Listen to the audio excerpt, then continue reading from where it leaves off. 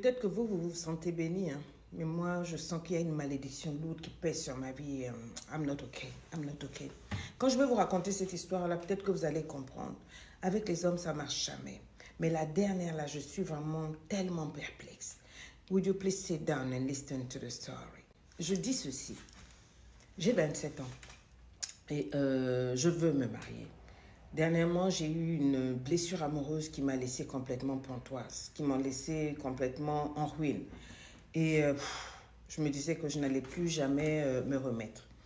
Et puis, entre-temps, il y a un gars qui a commencé à me draguer là et tout et tout. Et puis, bon, j'ai accepté juste comme ça.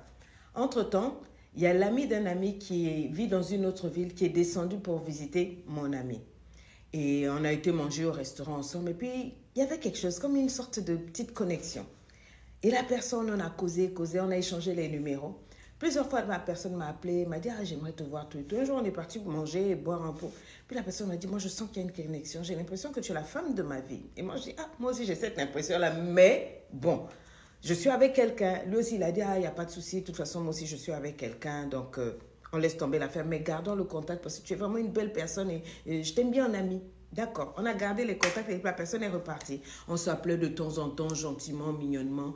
Et puis, dernièrement, j'ai eu encore une énième rupture avec celui-là, je l'ai jeté. Et puis, bizarrement, ce gars-là est arrivé dans la ville, il m'a appelé, il me dit, ah, il faut qu'on se voit et tout, ça fait longtemps, on n'a pas mangé un bout. On a été, quand je l'ai vu, j'ai dit, mon cœur a fait bou, bou, bou, parce que le gars s'est embelli, s'est affirmé, il a pris un peu de muscle, beaucoup plus d'assurance, et puis vraiment un joli gars frais, quoi. Quand je l'ai vu là, vraiment sincèrement dit, ça m'a, voilà.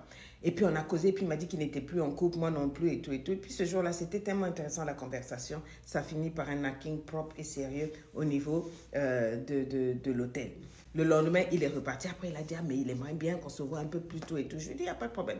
Après, il a eu une mission de service et il est venu. Et quand il est venu, on s'est vu. Puis je lui ai demandé, mais t'es descendu? Il me dit, je suis descendu à l'hôtel, j'ai eu mal au cœur. Je lui ai dit, mais non, moi j'ai une grande maison, j'ai 3 chambres, je vis seule. Why not come and, viens rester à la maison, c'est juste une semaine. Et puis, tranquillement, le gars est venu. Ce qui est bizarre, c'est que pendant que le gars était là, j'avais mis une certaine somme d'argent.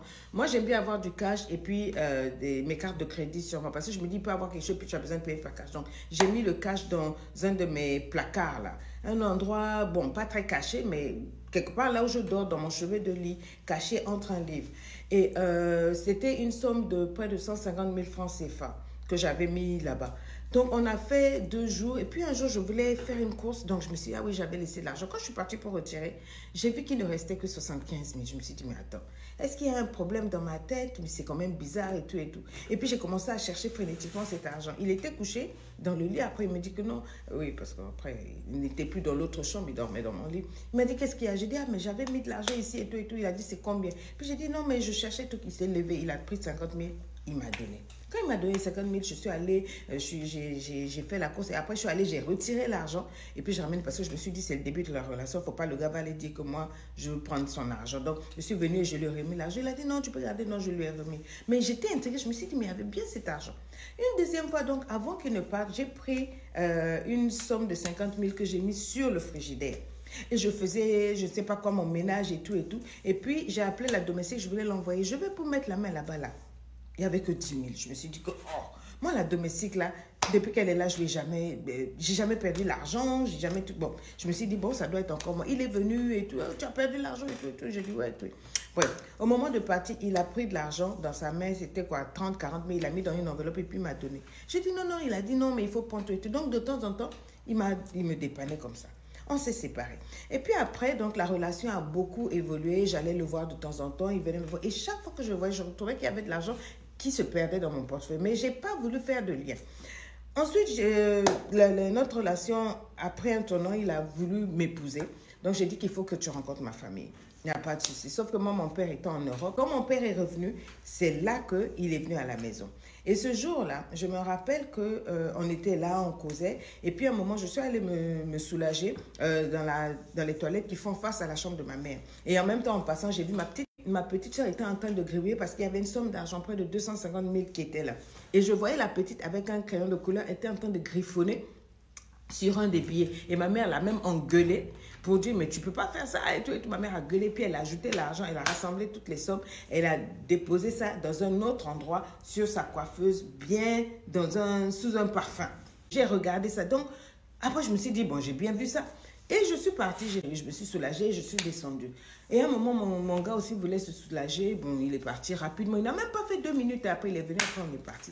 Au moment où on est parti, ma mère m'appelle. Elle dit, ah, mais moi, j'avais mis l'argent. Est-ce que tu avais vu de l'argent que j'avais vu mis sur la coiffeuse? J'ai dit, oui, j'avais vu tout ça. Elle a dit, l'argent là a disparu. J'ai dit, comment ça, l'argent a disparu? Maintenant, quand on est reparti avec mon homme, après avoir visité mes parents, quand mon homme est descendu, il me dit, ah oui, je vais prendre l'avion tout à l'heure. Mais voilà, je t'ai mis un peu de sous dans une enveloppe, c'est pour toi. Ok. Quand j'ai ouvert l'enveloppe, j'ai reconnu le billet que ma petite soeur avait gribouillé là. J'ai eu comme un choc. Je me suis dit, mais tu vas pas me dire donc que c'est un voleur. Tu vas pas me dire que c'est un voleur. Et puis donc, toutes les fois où il y avait les disparitions d'argent, quand il venait chez moi, quand j'allais chez lui, quand j'en avais sur moi, partout, c'est comme si ça s'est tout retrouvé. Je me suis dit, mais c'est un voleur. C'est-à-dire, j'ai bien vu comme le crayon de couleur, la manière dont ma petite soeur avait agi, que ma mère avait gueulé sur elle. J'ai reconnu ce billet-là dans tout. Je dis, mon cœur a commencé à palpiter. Quand ma mère m'a dit, ah, mais l'argent a disparu, j'ai dit, ah, peut-être que c'est moi. J'ai eu honte. Je me suis dit, non, mais non. Et depuis, ça fait au moins une semaine, ça tourne dans mon esprit. Je ne peux pas dire ça à mon père, à ma mère, parce que le gars, il est super bien. Je me gêne de lui demander. Si je lui demande et que ce n'est pas lui, je ne sais pas quoi faire. Les gens disent, non, il faut le piéger. Il faut faire un piège pour voir si vraiment il va tomber dedans et tout et tout. Mais j'ai dit, parce que quand ça s'est passé au niveau de la famille, là, il y avait une domestique qu'on venait de recruter, ça faisait même pas 10 jours. J'ai dit, la manière dont ma maman a tapé la domestique pensant que c'est elle qui avait volé l'argent, jusqu'à la chasser, la jeter. Moi aussi, je ne savais pas. C'est quand après, j'ai vu les billets et tout, je me suis dit, oh mon Dieu, l'innocente domestique. Mais si je vais pour laver le nom de la domestique, ça va salir le nom de mon gars. Je ne pourrai plus parler mariage. Est-ce que vous comprenez? La domestique a été licenciée. Ma famille ne va plus voir ce gars-là. Moi, j'ai vécu beaucoup d'arnaques amoureuses, mais hors de question que je me marie avec un voleur. Je suis embrouillée, embêtée. Qu'est-ce que je peux faire? Qu'est-ce que vous pensez? Je suis très intelligente dans la vie, mais quand il s'agit en amour, oh mon Dieu, je perds mon latin. Vous ne pouvez pas m'aider, s'il vous plaît?